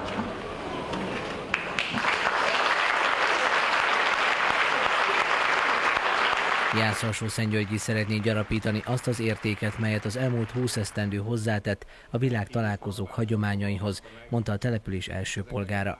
Nagy szeretettel invitálom ismételten önöket, legyünk ott minél többen, hiszen a ránk váró feladatok elvégzése mit sem ér, ha önök nem lesznek ott. Köszönjük szépen, találkozunk jövőre, a 21. JASZ világtalálkozó. Az ünnepség sorozat zárását Borbás Ferenc JASZ kapitánytól hallottuk, aki elmondta, hogy 500 önkéntes jelentkezett segítőnek, akik fotóztak, írtak, rendeztek, vartak, pakoltak, bármit elvégeztek, amire szükség volt a rendezvény zavartalan lebonyolítása érdekében, ami visszahozhatja látogatóit Jászapátira. Én azt gondolom, hogy Jászapáti nagyon sokat tud profitálni ebből. Magába a jászapáti közösség sokkal erősebb lett ettől a világtalálkozótól, de ugyanakkor én bízom benne, hogy itt a helyszín, az iskola, ezek az öreg falak, ezek is sokat fognak profitálni, hiszen a diákok többen lesznek ebben az iskolában. A JASZ kapitány kiemelte a rendezvény értékeléseként, hogy számos különleges pillanat született a 3 nap alatt, ami örök élmény marad az ide látogatóknak. A következő év céljai pedig már most tisztán körvonalazódtak. Az itt felhalmozott tudást, értéket el kell vinni az iskolákba, és mielőbb be kell építeni az oktatásba. Én azt gondolom, hogy a JASZ történelmi tudatnak a megismertetése és egy kicsit kiterjesztése az emberek közé, én azt gondolom, ez lesz a mostani kapitányságomnak a célja. Ebbe egyébként már tettem is lépéseket, úgyhogy biztató jelek vannak. Nagyon fontos kérdés az, hogy az iskolákban majd legyen a JASZ történelmi eseményekről, ha nem is oktatás keretében, mindenképpen legyen bemutatkozás. Azok az anyagok, amik ezeken a kiállításokon itt készültek, megjelentek, dolgoztunk vele, ez nem hiába volt. Itt megmaradtak ezek az anyagok, megmaradtak ezek a molinók. Ezeket mind erre a célra fogjuk használni. A hivatalos záróünnepség végén az önkéntesek meglengették zászlóikat, mellyel megköszönték a vendégek látogatását. A JASZ világtalálkozó utolsó programja fog következni, mely egy koncert lesz. A koncert az Én nemzetem nevet kapta, és ezen belül fellépnek a JASZ magyarok, a Roll zenekar, továbbá Varga Miklós.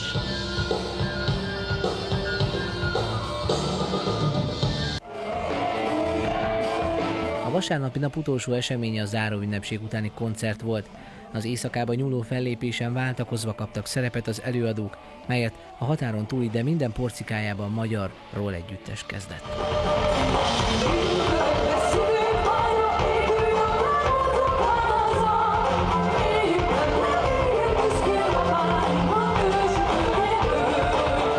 A zenekar 1987-ben alakult meg, és az évek folyamán felléptek Magyarországon, Svájcban, Ausztriában és Erdély majdnem minden pontján. A dalok szövegei a magyar költészet remekeiből származnak, melyet progresszív rockzenei stílusban adnak elő.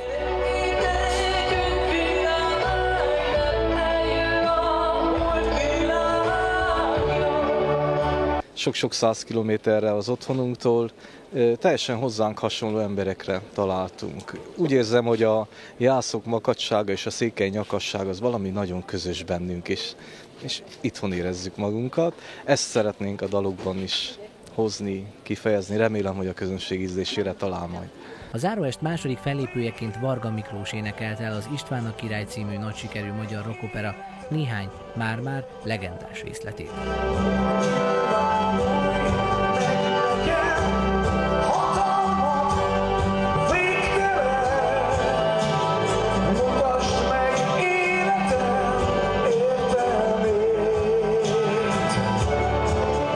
Fellépőként a Jász Magyarok Együttes lépett színpadra, akiket a helyi közönség már jól ismer. A zenei nemzetegyesítő pillanatban a színpadon lévő művészek közösen énekeltek az István a királyból, melyet a Roll Együttes kísért.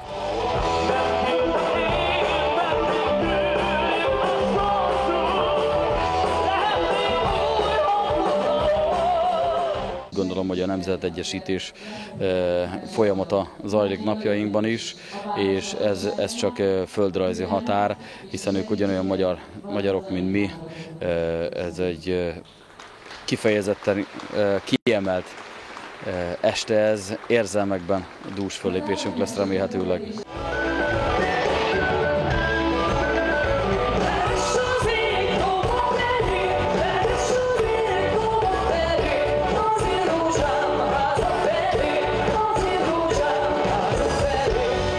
Repertoárjában megtalálhattuk a Kapitányok dalát és egy Pályarantal verset is, amit szintén megzenésített formában játszik a székely csapat. A koncert végén az előadók a nemzeti dallal közösen búcsúztak a közönségtől és a 20. Jászvilág találkozótól.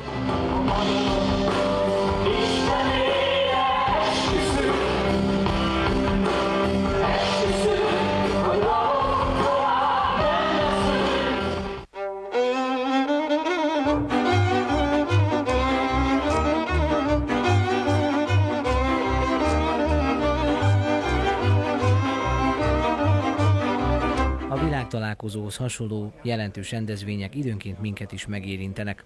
Bennünk, médiamunkásokban, a jelenkor krónikásaiban is kialakul néhány elkerülhetetlenül szubjektív vélemény, melyet ideális esetben sikerül objektív tájékoztatásra konvertálni. Persze a véleményünk vagy az élményünk ettől még megmarad, csak sajátunká válik. A 20. Jászvilág találkozó programjairól a Jász Trio TV riportereiben is kialakult egy-egy gondolat, melyekből most megosztunk önökkel néhányat. Magyarország történetében fájó nyomot hagyott a 20. század fejezete. Nagyapáink, dédapáink hősként harcoltak a II. Világháborúban. A kiállítás eszmei mondani valója és tárgyi emlékei előttük is tisztelegnek. Mihály Gábor azt mondta, hogy csak az a hagyomány, ami a ma emberében hagyománnyá válik. Hát szerintem itt a nézők között megszületett a csatorna, most a produkció is és a nézők között, akkor jó pár emberben hagyománnyá vált ez a mai este, ez a naplegenda. Azt hiszem, hogy méltó koronája volt a pénteki napnak. Most pedig eső ide vagy oda, pakolunk, aztán irány a stúdió. A legnagyobb élmény számomra az volt, amikor beleírhattam a Jászok könyvébe, hiszen úgy gondolom, hogy egész életemet meghatározza ez, hogy Jász lehetek, és úgy gondolom, hogy az identitásomat is ez meghatározza. Ahogy végigkísértem az egész Jászvilág találkozó díszünnepségét, egy valami rögtön szembe ötlött.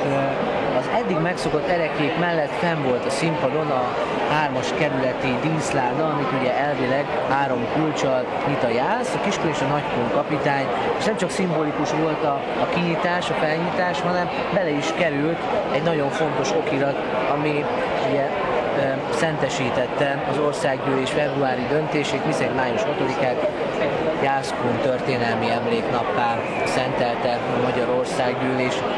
Ebből is látszik, hogy az idei esztendő mindenképpen nagyon fontos történelmi oldal lesz majd a Jászok nagykönyvében. Hogy mit tetszett a mai napban legjobban? Hát szombati nap van, Jászkun táncgál az, ami igazán engem megfogott. Hihetetlen erő és összetartás van a jászok és a kunok között. Hihetetlen volt látni azt az erőt, amit a jászok és a kunok együtt képviselnek a színpadon. Nekem nagyon tetszett. Jó volt azt látni, hogy minden jásztelepülés képviselte magát valamilyen formában, énekkel, zenével, illetve tánccal, és különös örömömre szolgált azt, hogy láttam, hogy a néptánc maga kortól független, ugyanis idős hölgyek is előadták némely darabokat.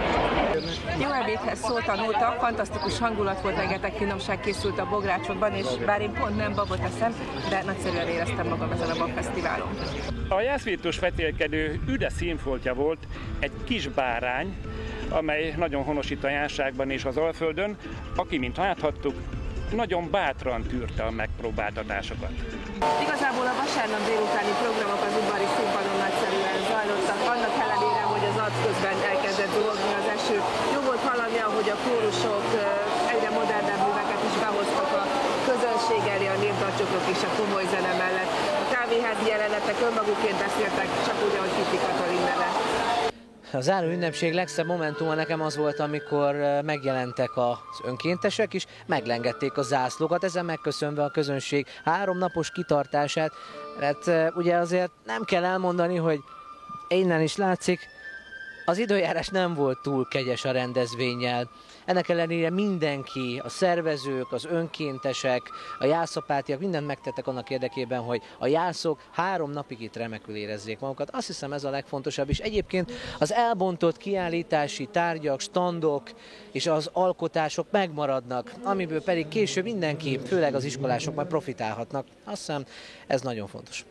Szép pillanat volt itt a Jászvilág találkozó utolsó napján az, amikor a Roll együttes és a jászmagyarok közösen előadta a Kapitányok dalát, továbbá az itt a világtalálkozó jubiláló Pájer Antal verset. Kedves nézőink, köszönjük, hogy néztek bennünket. Ez volt a Jász Trió Televízió 20. Jászvilág találkozóról szóló összeállítása. Ebben a 20 anyagban megpróbáltuk összefoglalni, ahogyan mi láttuk az elmúlt nap eseményeit. Természetesen az interneten, a Jász Trió Televízió honlapján, illetve Facebook oldalunkon ezeket az anyagokat megtalálják. Velünk is találkozhatnak, de most egy kis szünet következik, hiszen elmegyünk mi is nyári szünetre pihenni 2 hétig. Találkozhatnak velünk augusztus első hetében, amikor visszatérünk a Csángó Fesztivál hetére. Addig is minden jót, viszontlátásra! Viszlát!